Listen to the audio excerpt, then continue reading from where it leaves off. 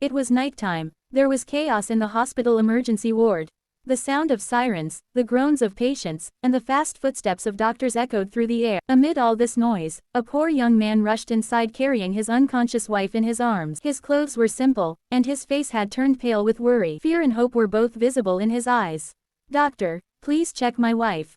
She is very sick. She can't even breathe properly," he said while gasping for breath. The nurse sitting at the desk looked at him from head to toe and said coldly, "Why did you bring her so late? Her condition is already very critical.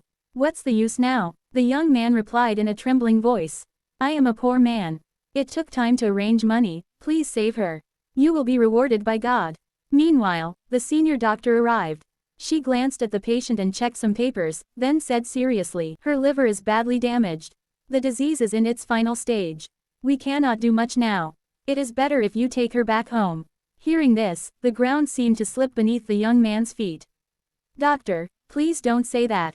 Call another doctor, do some tests, give her an injection, please. She is my life, please save her," he cried and sat at her feet. The nurse said firmly, "We already told you she cannot survive.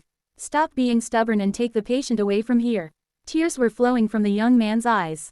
"Where should I take her in this condition? What if something happens on the way? At least examine her, please." The nurse angrily walked away. The senior doctor spoke in a slightly softer tone. "We tried our best, but nothing can be done now. Please control yourself." After saying this, she also left. The young man sat beside his wife and held her cold hand in his hands. "You promised we would always stay together. You cannot leave me alone," he sobbed. At that moment, a woman who had been standing at a distance and listening to everything slowly came closer. "Brother, stay strong. Maybe God will make a way." The young man looked at her with teary eyes and said, "What way, sister? Both doctors have said she will not survive.